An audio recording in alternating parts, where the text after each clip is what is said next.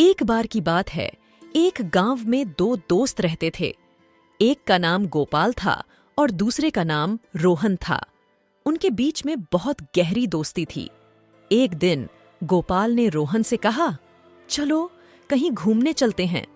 रोहन ने सहमति दी और वे दोनों एक साथ घूमने निकल पड़े। रास्ते में उन्हें एक घना और भयंकर जंगल मिला। वे घने और गहरे जंगल में चले जाते हैं। आगे जाने के बाद उन्हें उस जंगल में एक प्राचीन दिखने वाली किताब मिलती है। वह किताब पढ़ने के बाद उन्हें उस किताब में एक छिपे हुए खजाने के बारे में पता चलता है। तब वे जंगल में खजाने की खोज करने निकल पड़ते हैं। आगे जाने के बाद उन्हें एक बूढ़ा आदमी मिलता है। बूढ़ा आदमी उनसे पूछता है कि तुम इस जंगल में क्या कर रहे हो? तो वे उन्हें उस खजाने के बारे में बताते हैं।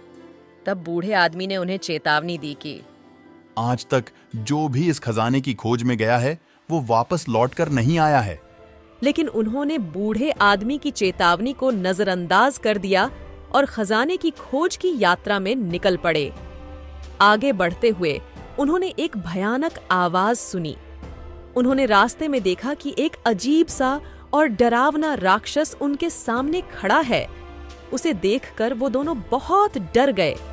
उस राक्षस ने उनसे कहा, तुम यहाँ से आगे नहीं जा सकते। अगर तुम्हें आगे जाना है तो पहले मेरे 3 सवालों का जवाब देना होगा, तभी तुम आगे जा पाओगे, नहीं तो अपने जान से हाथ धो बैठोगे। वो दोनों जवाब देने को तैयार हो जाते हैं। उसने पहला प्रश्न पूछा, ऐसी कौन सी चीज है जिसका उपयोग करने से पहले उसे तोड़ा जाता है? वह क्या है? अंडा। उसने दूसरा प्रश्न पूछा, एक जिससे आप डरते हैं और जिससे आप डरते वो उजाले से डरता है। कुछ सोचने के बाद रोहन ने उत्तर दिया, अंधेरा। 2 उत्तरों के साथ अब उनके सामने आखिरी सवाल था।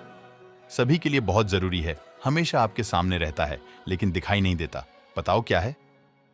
जवाब ढूंढने में संघर्ष करते हुए वे अंततः असफल होते हैं और राक्षस उन पर हमला करता है। अपने आखिरी क्षणों में गोपाल को उत्तर आता है और वह कहता है, वह भविष्य है। इससे वे सभी 3 सवालों का सही उत्तर देते हैं। तब वो राक्षस उन्हें आगे जाने देता है, लेकिन उन्हें अब पहले से ज्यादा डर लगता है। अपने साहस और साझेदारी के साथ वे आगे बढ़ते हैं। जंगल और भी डरावना और भयावह लगता है। वे जंगल में आगे चलते जाते हैं और आखिरकार एक बड़ी गुफा के पास पहुंचते हैं। गुफा के अंदर अंधेरा ही अंधेरा होता है।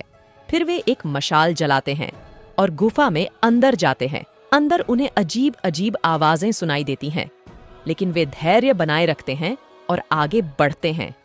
उन्हें गुफा में एक पुराना दरवाजा दिखाई पड़ता है। वे हिम्मत करके उस दरवाजे को खोलते हैं।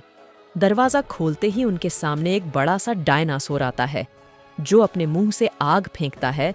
डायनासोर एक बड़े से बॉक्स के ऊपर बैठा होता है। फिर वे सोचते हैं कि ये वही बॉक्स लगता है जिसमें हमें वो खजाना मिल सकता है।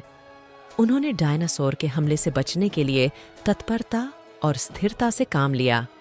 उन दोनों ने साथ मिलकर एक योजना बनाई। उन्होंने विवेकपूर्ण रूप से सोचा और अपने उदारता का इस्तेमाल करते हुए डायनासोर को हराने का प्रयास किया। उन्होंने अपने पास उपलब्ध सामग्री का उपयोग करते हुए एक विस्फोटक तैयार किया। उन्होंने धीरे धीरे डायनासोर के पास आकर उस विस्फोटक को चलाया। जैसे ही वह डायनासोर ने उन पर हमला करने के लिए अपना मुंह खोला, वैसे ही उन दोनों ने एक साथ विस्फोटक को उसके मुंह के पास फेंक दिया। विस्फोटक के प्रभाव ने डायनासोर को लहूलुहान कर दिया और डायनासोर ने हमले को रोक दिया और वहां से भाग गया। इस समय का फायदा उठाकर वे जल्दी से उस बॉक्स के पास गए और वो दोनों मिलकर उस बॉक्स को खोलते हैं, जिसमें बहुत सारा खजाना होता है। वे उस खजाने को अपने साथ ले जाने की सोचते हैं, लेकिन उनके पास ले जाने के लिए सिर्फ उनके बैग होते हैं, इसलिए उन्होंने लालच नहीं किया और वे जितना खजाना अपने साथ ले जा सकते थे वो अपने साथ ले गए और बाकी के खजाने को पीछे छोड़कर वापस अपने घर आ गए और खुशी खुशी रहने लगे।